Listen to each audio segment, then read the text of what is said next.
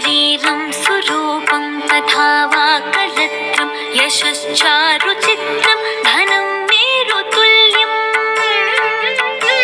मनश्चेन लग्नं गुरोरङ्घ्रिपत्ने ततः किं ततः किं ततः किं ततः किम्